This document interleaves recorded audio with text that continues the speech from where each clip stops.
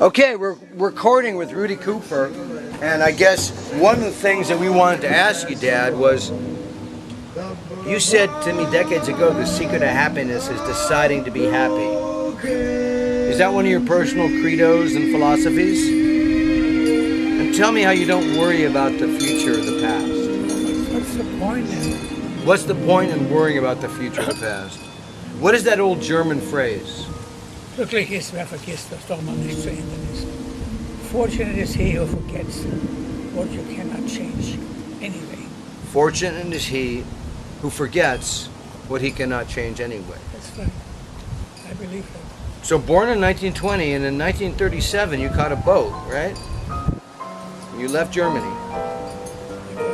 Yeah, you came to Los Angeles. You went to Los Angeles High School, right? And then what happened? After you graduated, they made you a citizen, right? I became a citizen legally. When somebody breaks your heart, I actually became a citizen legally, waiting until my turn came. Right, but this was while you were in high school in Los Angeles, and then what happened? World War II, and they drafted you, right? They figured out you weren't an enemy alien. That's right, they drafted me. Right, and you went to Europe, but you didn't want to go to Germany. While you were there, you came to learn that your parents, unfortunately, had taken a one-way trip to a concentration camp. And you worked for a medical unit. That happened to be what they drafted for that particular day. I Right. had nothing to say about it. The army decided what to do then for whom. But as a consequence, you, working for that medical unit, you came up with a higher level of efficiency of some level of administration, correct? They gave me a lot of credit for that. They gave you credit because whatever model you created was then it was duplicated in all the other medical units, the other MASHs. And that's the reason why you got a Bronze Star. I don't know why. Dad, I found a Bronze Star a couple years ago. I know you found one, but I don't know why I got it. You got it because they gave it to you because you said the sergeant liked you. Okay, the sergeant liked me. Okay. Then you came back from World War II and you did the UC thing. You on the GI Bill. Yeah. You went to UC Berkeley, got your BA, your master's, and your PhD in business and education, and then you went to work in Napa and Bakersfield. Well, how is it you came to work in Marin County? Virgil Hollis? But why did Virgil want to hire you? Because I was the only one who fit this idea. This idea was that he wanted someone.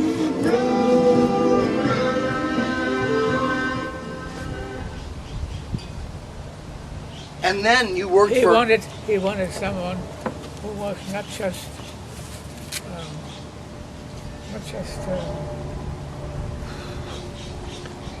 Not just an administrator, not just someone with education background, but business and education. So initially, he hired me sight unseen.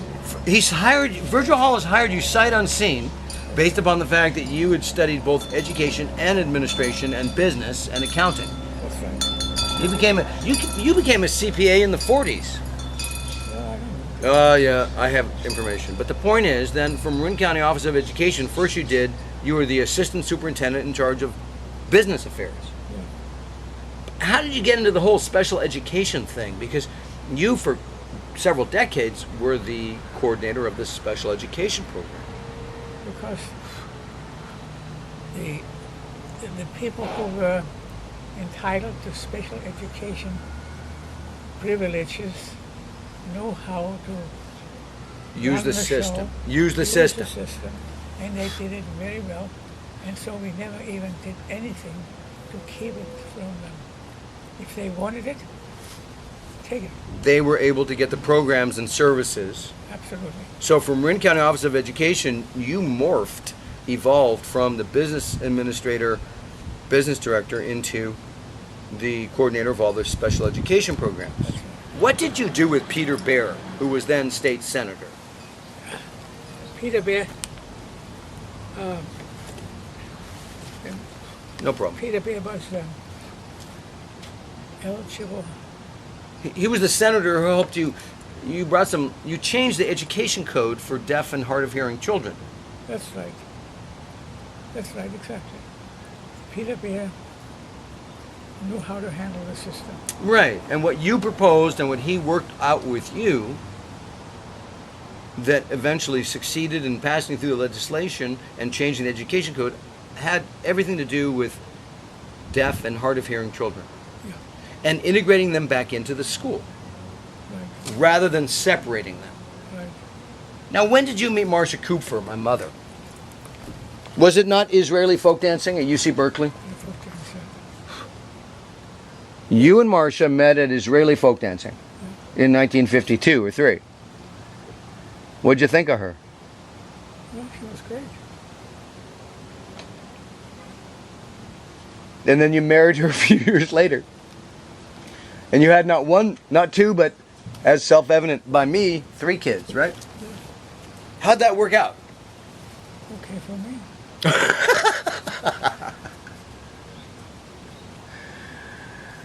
And then you had 3 kids, and you've been a resident here in Marin for 50 years. Yeah. 52. You like Marin County? There's Ring Mountain. Look, San Francisco's I over there. I got everything that I wanted. Has it been a great life? Yeah. You have any regrets? Do you have any regrets? No. And what has been what's the best advice anyone ever gave you? Lead the life you want to lead. You have only one. Leave the life you want to lead. Because Lead. you have only one. Because you have only one. That's good. And you're doing pretty well for 92 and a half, correct? Yes, actually, I'm 103. No, you're not. Yes, I am. Why do you tell me you're 103 when your birth certificate says 1920? Why do you say you were not born in 1910? Were you? Why do you tell me you're 103? Because I am. According to who? According to the papers. What papers? I don't know. You're 92 and a half. Okay. Who said you're I don't 103? give a damn anyway. See, and you don't have to remember anything, right? That's right. Okay. At my age, I don't have to remember anything. That's right. All right, well, that's quotable.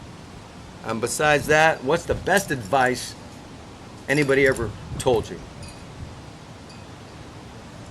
Glücklich ist, wer vergisst, was doch noch nicht zu Ende ist. Translated from German. Fortunate is he who forgets what you cannot change anyway.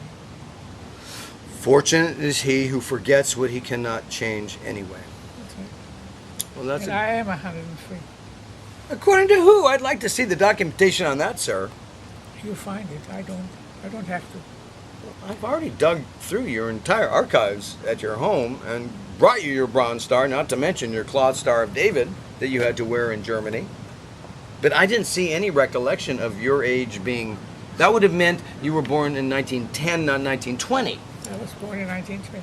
Okay, if you were born in 1920, this being 2013, then your age right now would be 92.5. Have a good way. All right. Well, anything else now that we've spoken for 9 minutes? Do you have any other comments? I like your cacti. You like my cacti. Yes, What do you think of your kids? I like my kids. Are you proud of your kids? I have no one better than my children. You've been a pretty fortunate, lucky guy. I have been. I have been. What do you credit your success to? Your attitude? Not worrying about them. And just being not just a Holocaust survivor, but a Holocaust thriver. Yeah. Not letting the past weigh you down. There's no point in it. What's the point of letting the past weigh you down? That's right. Exactly. Well, that's part of your life philosophy then. That sounds healthy. All right, any last comments for the public at large? No. All right. Well, as per usual, it's been an honor and a pleasure to have you here in the house. And, you know, we're so grateful that you were able to be here. And this is all getting YouTubed or focused on. You've always been a natty dresser. To what do you credit your fashion abilities? You don't know?